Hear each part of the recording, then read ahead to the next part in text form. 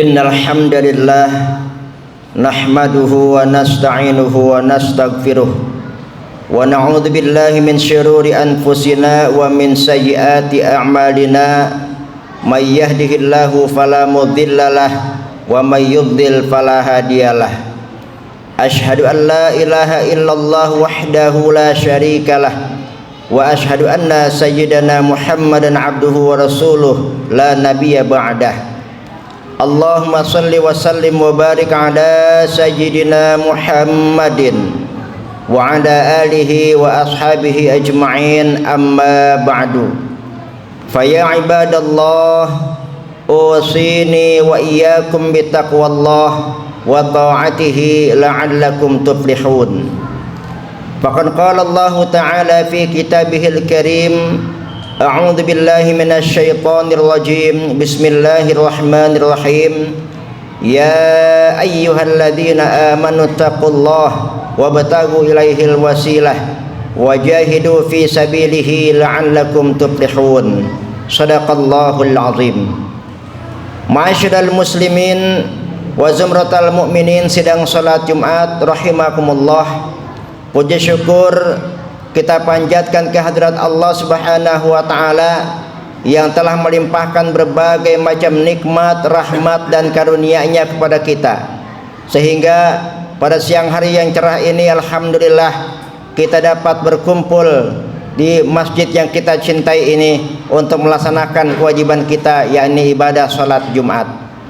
Salawat dan salam semoga tetap tercurah kepada junjungan kita baginda Nabi besar Muhammad sallallahu alaihi wasallam, kepada keluarga, sahabat dan juga kepada seluruh pengikutnya yang istiqamah insyaallah termasuk kita di dalamnya, amin ya rabbal alamin.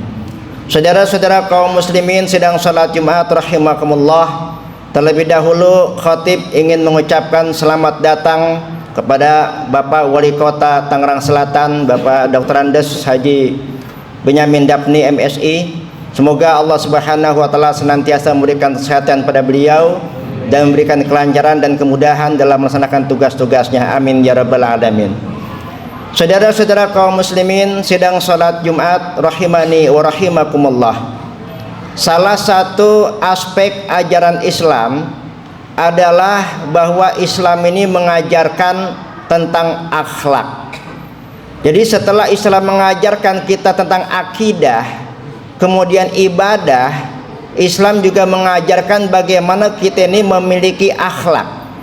Dan objek akhlak itu terbagi menjadi beberapa macam. Ada akhlak kepada manusia, akhlak kepada hewan, akhlak kepada tumbuhan, akhlak kepada alam sekitar, dan akhlak yang paling tinggi yaitu berakhlak kepada Allah Subhanahu wa taala. Saudara-saudara kaum muslimin sidang salat Jumat rahimakumullah, banyak bentuk-bentuk akhlak kepada Allah Subhanahu wa taala yang akan khatib sampaikan pada kesempatan kali ini. Insyaallah ada 5 macam perbuatan yang merupakan bentuk akhlak kepada Allah Subhanahu wa taala. Yang pertama, akhlak kepada Allah itu adalah mentauhidkannya. Artinya kita sebagai hamba Allah yang beriman tidak menyekutukan Allah Subhanahu wa taala dengan suatu apapun, tidak menyembah kepada selain Allah, tidak meminta pertolongan kepada selain Allah, dan tidak menganggap ada kekuatan yang sama dengan kekuatan Allah Subhanahu wa taala. Itulah tauhid. Jamaah yang dimuliakan Allah Subhanahu wa taala, barangkali kalau untuk menyembah selain Allah kita tidak akan melakukan itu. Tapi kadang-kadang banyak sekali bentuk-bentuk perbuatan syirik yang kadang tidak kita sadari, atau mungkin karena ketiadaan ilmu kita tidak tahu kalau itu perbuatan syirik, maka kita lakukan. Sehingga banyak orang ketika dirundung masalah dia lari ke orang pintar. Ada orang yang percaya dengan paranormal, percaya dengan ramalan dan sebagainya. Itu juga merupakan perbuatan syirik. Atau barangkali kita sakit lalu kita sembuh, kita menganggap bahwa obat inilah yang menyembuhkan penyakit kita, atau dokter inilah yang menyembuhkan penyakit kita. Itu juga secara tidak sadar sudah merupakan perbuatan syirik.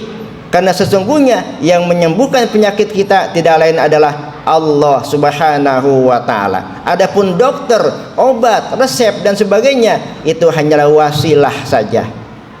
Saudara-saudara kaum muslimin rahimakumullah, perbuatan syirik ini merupakan perbuatan yang dosa besar, induk dari segala dosa besar, ummul kabair istilahnya, induk dari segala dosa besar. Dosa besar itu sesungguhnya ada 70 macam. Dari 70 macam itu ada 4 kategori dosa yang paling besar, yaitu sebagaimana yang disabdakan oleh Nabi. Yang pertama al-isyraku billah, menyekutukan Allah. Kemudian wa aqul walidain, durhaka kepada orang tua. Yang ketiga wa qatlun nafs, membunuh orang. Yang keempat wa qaulu zur, bersaksi palsu. Nah, di antara 4 dosa besar yang paling tinggi, yang paling besar dosanya adalah al-isyraku billah, menyekutukan Allah Subhanahu wa taala. Dan perbuatan syirik, kata Allah, perbuatan syirik itu perbuatan yang tidak Allah ampuni dosa-dosanya. Innallaha la yaghfiru ayyushraka bihi wa yaghfiru ma duna dzalika liman yasha. Sesungguhnya Allah tidak mengampuni dosa perbuatan syirik, tapi Allah mengampuni dosa-dosa yang lainnya bagi siapa yang Allah kehendaki. Jamaah yang dimuliakan Allah Subhanahu wa taala, jadi berakhlak kepada Allah pertama dengan mentauhidkannya atau tidak menyekutukan Allah dengan suatu apapun. Ini yang pertama. Lalu yang kedua, berakhlak kepada Allah itu adalah dengan cara mentaati perintah-perintahnya. Jamaah yang dimuliakan Allah Subhanahu wa taala, sebagai orang beriman kita diperintahkan untuk taat kepada Allah, taat kepada Rasul, bahkan kepada para pemimpin.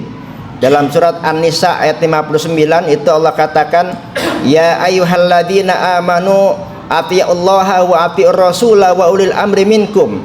Wahai orang-orang yang beriman, taatilah Allah, taatilah Rasul dan juga para pemimpin di antara kamu, termasuk taat kepada pemimpin kota kita misalnya. Jamaah sekalian yang dimuliakan Allah Subhanahu wa taala, lalu mentaati Allah itu bagaimana? Mentaati Allah itu adalah dengan cara semaksimal mungkin. Artinya kita di dalam menjalankan perintah Allah ini bukan cuma sekedar menggugurkan kewajiban saja, tapi juga kita laksanakan dengan penuh kesungguhan atau istilahnya mujahadah. Jadi melaksanakan agama itu bukan cuma formalitas saja, bukan cuma sekedar yang penting kita sudah melaksanakan kewajiban saja, tapi yang terpenting bagaimana kita bermujahadah atau bersungguh-sungguh dalam melaksanakan ketaatan kepada Allah, bahkan bila perlu kita korbankan apa yang kita miliki. Sebagaimana dulu Nabiullah Ibrahim alaihissalam telah membuktikan kecintaannya kepada Allah, membuktikan ketaatannya kepada Allah. Bahkan ketika diperintahkan untuk menyembelih putranya Nabi Ismail, beliau tidak pikir panjang, beliau laksanakan perintah Allah itu, disembelihlah Nabi Ismail. Walaupun kemudian Allah ganti dengan seekor domba, tapi di sini Nabi Ibrahim sudah menunjukkan bagaimana beliau memaksimalkan ketaatannya kepada Allah Subhanahu wa taala. Jemaah sekalian yang dimuliakan Allah Subhanahu wa taala, jadi dalam menjalankan ketaatan pada Allah tidak cukup kita hanya sekedar menggugurkan kewajiban saja. Dalam hal ibadah misalnya, di samping ada ibadah wajib juga ada ibadah sunnah. Walaupun sunnah ini tidak kalah pentingnya, sebab kadang-kadang kita ini sering berkata, itu kan sunnah, tidak wajib, tidak berdosa kalau tidak dilakukan. Betul, memang perkara yang sunnah itu kalau tidak dilakukan tidak berdosa. Tapi kalau kita tidak melaksanakan sunnah Nabi, kapan kita bisa membuktikan kecintaan kita kepada Nabi? Kita kadang mengaku cinta kepada Rasulullah tapi tidak mampu membuktikannya. Karena itu buktikan kecintaan kita kepada Rasulullah, yaitu dengan menghidupkan sunnah-sunnahnya, baik itu ibadah-ibadah sunnah ataupun juga amalan-amalan sunnah yang lainnya di luar ibadah mahdoh. Saudara-saudara kaum muslimin sedang salat Jumat rahimakumullah, ini akhlak kepada Allah, yaitu mentaati Allah dengan penuh kesungguhan. Lalu yang ketiga, Berakhlak kepada Allah itu adalah dengan cara bersyukur atas segala nikmat yang diberikan Allah. Jamaah yang dimuliakan Allah, kita sadari bahwa sejak kita bangun tidur sampai kita tertidur kembali, tidak sedetik pun nikmat itu hilang dari kita. Allah selalu memberikan nikmat yang banyak kepada kita. Dari kita bangun tidur sampai kita tertidur kembali, tidak henti-hentinya Allah berikan nikmat. Apa misalnya? Napas kita dalam satu hari ini tidak pernah berhenti berhembus. Nadi kita dalam 24 jam tidak pernah berhenti berdenyut. Jantung kita selama satu hari ini tidak pernah istirahat untuk berdetak. Ini baru nikmat jantung, nadi, hembusan napas, belum lagi nikmat-nikmat yang lain. Sehingga pantas kalau Allah Subhanahu wa taala menantang kita dalam Al-Qur'an, wa in ta'uddu ni'matallahi la tuhsuha. Kalau kamu mau menghitung-hitung nikmat Allah, sungguh kamu tidak akan sanggup untuk menghitungnya. Jadi kalau kita bicara masalah nikmat Allah, tidak kurang-kurangnya Allah berikan nikmat pada kita. Tapi kenyataannya apa? Masih banyak di antara kita yang mendustakan nikmat Allah. Masih banyak yang kita tidak mensyukuri nikmat Allah, yang masih merasa kurang, yang masih sering mengeluh. Makanya pantas kalau berkali-kali sampai 31 kali Allah ulang itu kalimat dalam Al-Quran dalam surat Ar-Rahman, fabi ayyi ala'i rabbikuma tukadziban.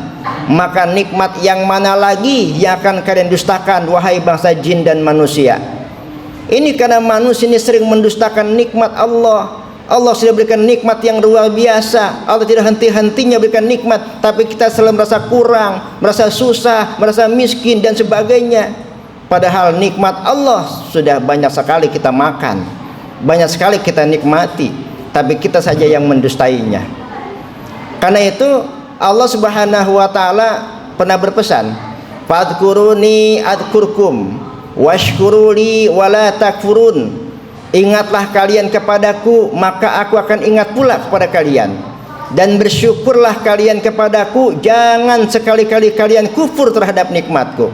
Itu pesan Allah Subhanahu wa taala. Dan balasannya Allah sudah berjanji, wa idz ta'adzana rabbukum la in syakartum lazidannakum wa la in kafartum inna adzabi lasyadid. Ingatlah ketika Tuhanmu menyerukan, sungguh kalau kamu bersyukur atas nikmatku, aku tambahkan nikmatku. Tapi kalau kalian kufur, kalau kalian ingkar terhadap nikmatku, sesungguhnya azabku sangat pedih. Maka banyak orang kaya yang tidak pandai bersyukur, kemudian Allah cabut kembali nikmat itu, Allah ambil kembali kekayaannya dan jatuh bangkrut habis-habisan. Banyak pejabat-pejabat yang tidak bersyukur, akhirnya digulingkan, Allah jatuhkan, bahkan Allah hinakan dengan sehina-hinanya. Karena itu syukurilah segala nikmat yang Allah berikan ini, baik itu besar maupun kecil. Saudara-saudara kaum muslimin sidang salat Jumat rahimani wa rahimakumullah. Lalu yang keempat, cara kita berakhlak kepada Allah yaitu dengan berbaik sangka kepadanya. Jamaah sekalian yang dimuliakan Allah Subhanahu wa taala, kadang-kadang dalam hidup ini kita sering menemukan sesuatu yang tidak sesuai dengan keinginan kita. Kita punya cita-cita tapi tidak tersampaikan. Kita punya keinginan tapi tidak terwujudkan. Memang kadang-kadang membuat kita kesal dan sebagainya. Tapi kalau kita mau menelaah, kalau kita mau bertafakur, bisa jadi cita-cita kita yang tidak tersampaikan itu merupakan kebaikan bagi kita. Kegagalan yang kita dapatkan merupakan kebaikan bagi kita. Kenapa? Karena biasanya keinginan kita berdasarkan hawa nafsu kita.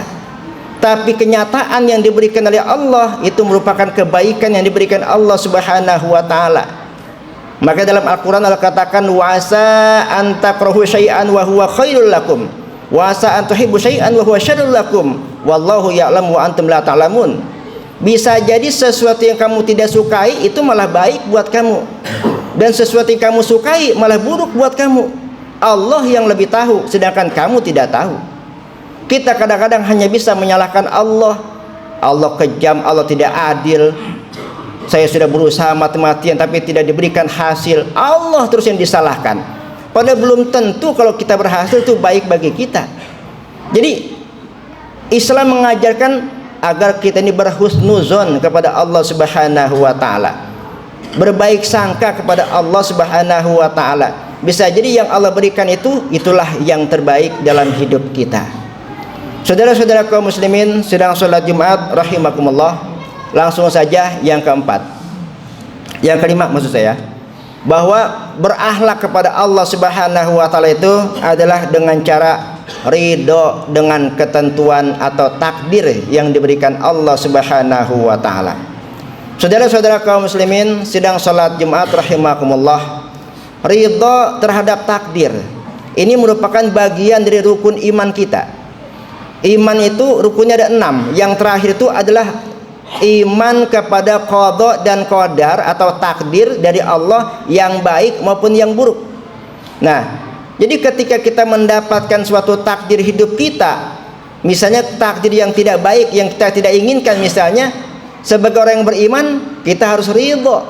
Misalnya orang yang kita cintai meninggalkan kita, apa itu orang tua, anak, istri, suami dan sebagainya, ya, atau kita kehilangan harta benda, itu semua sudah takdir dari Allah Subhanahu wa taala dan kita diperintahkan untuk ridho. Karena kenapa? Kata Allah dalam sebuah hadis kursinya, man lam yasbir ala bala'i walam yardo ala qada'i fal yakhruj min tahtis sama wal yaltamis rabban siwaya. Barang siapa yang tidak sabar terhadap ujianku dan juga tidak ridho dengan ketentuanku, maka silakan keluar dari kolong langit ini dan cari Tuhan selain aku. Begitu kata Allah. Jadi kalau kita tidak sabar dengan ujian dari Allah, kalau kita tidak ridho dengan ketentuan atau takdir dari Allah, kita disuruh keluar dari kolong langit, mau kemana kita? Disuruh cari Tuhan selain Allah. Tuhan yang mana lagi? Tuhan cuma Allah. Ini artinya Allah tidak mengakui kita sebagai hambanya kalau kita tidak ridho dengan ketentuan atau takdir dari Allah Subhanahu wa taala. Saudara-saudara kaum muslimin sedang salat Jumat rahimakumullah. Jadi Islam mengajarkan agar kita menerima takdir. Hanya saja Islam juga mengajarkan bahwa jangan buru-buru kita mengatakan bahwa itu takdir kita. Artinya apa? Berusaha dulu secara maksimal. Kadang ada orang merasa, takdir saya memang takdirnya orang miskin, memang saya ini takdirnya orang bodoh. Jangan dulu berkata begitu, berusaha dulu maksimal, nanti kemudian hasilnya itulah takdir. Jangan belum apa-apa kita sudah merasa ini takdir saya. Jemaah sekalian yang dimuliakan Allah Subhanahu wa taala, Nabi mengajarkan ihris ala ma yanfa'uka, ihris ala ma yanfa'uka wala ta'jiz. Bersemangatlah kamu terhadap apa yang bermanfaat untukmu dan janganlah kamu merasa lemah, jangan merasa tak berdaya. Jangan belum apa-apa kita bilang ini sudah takdir saya, miskin, bodoh dan sebagainya. Islam mengajarkan berusaha dulu. Wa qul i'malu fa sayarallahu amalakum wa rasuluhu wal mu'minun. Begitu kata Allah. Kerjalah kalian, berusahalah kalian. Nanti Allah, Rasulnya dan orang-orang yang beriman akan melihat usahamu itu. Saudara-saudara kaum muslimin sedang sholat Jumat rahimani wa rahimakumullah, itulah 5 cara berakhlak kepada Allah Subhanahu wa taala. Saya ulangi, yang pertama adalah mentauhidkannya atau tidak menyekutukannya dengan suatu apapun. Yang kedua, mentaati Allah dengan semaksimal mungkin. Yang ketiga, bersyukur atas segala nikmatnya. Yang keempat, senantiasa berbaik sangka kepada Allah atau husnuzon. Dan yang kelima, ridho dengan segala ketentuan atau takdir darinya. Mudah-mudahan kita termasuk orang-orang yang pandai menjaga akhlak kita kepada Allah Subhanahu wa taala. Amin ya rabbal alamin. Barakallahu li wa lakum bil Qur'anil Karim wa nafa'ani wa iyyakum bima fihi minal ayati wadh-dhikril hakim wa taqabbala minni wa minkum tilawatahu innahu huwas samiul alim. Aqulu qouli hadza fa astaghfirullahal azim li wa lakum wa lisairil muslimina wal muslimat wal mu'minina wal mu'minat fastaghfiruhu innahu huwal ghafurur rahim. Allahumma salli ala sayyidina Muhammad wa ala ali sayyidina Muhammad.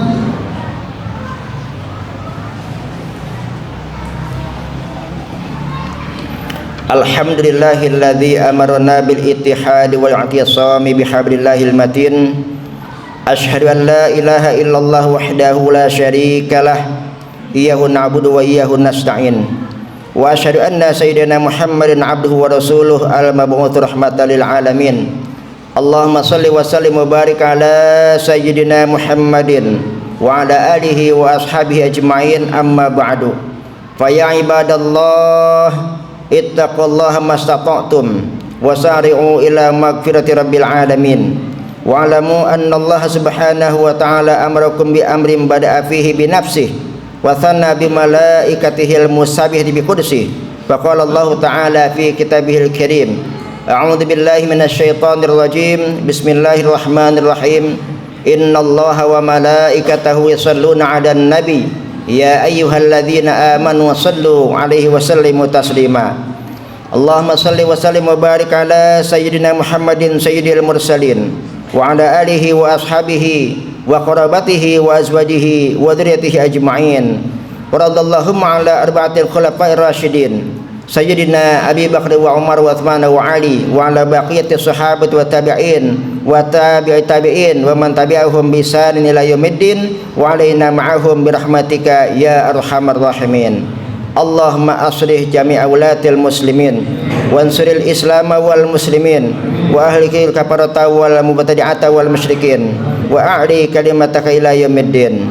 Allahumma ighfir lil muslimina wal muslimat wal mu'minina wal mu'minat al ahya'i minhumul amwat innaka sami'un qaribun mujibud da'awat ya qadiyal hajat wa ya kafiyal muhimmat bi rahmatika ya arhamar rahimin.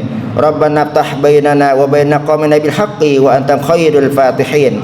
Rabbana atina fid dunya hasanah wa fil akhirati hasanah wa qina adzabannar. Walhamdulillahi rabbil alamin. Ibadallah, innallaha ya'muru bil adli wal ihsan wa ita'i dzil qurba wa yanha 'anil fahsya'i wal munkari wal baghi ya'izukum la'allakum tadhakkarun. Fadhkurullahal azim yadhkurkum washkuruhu ala ni'amihi yazidkum wad'uhu yastajib lakum. La dzikrullahi akbar.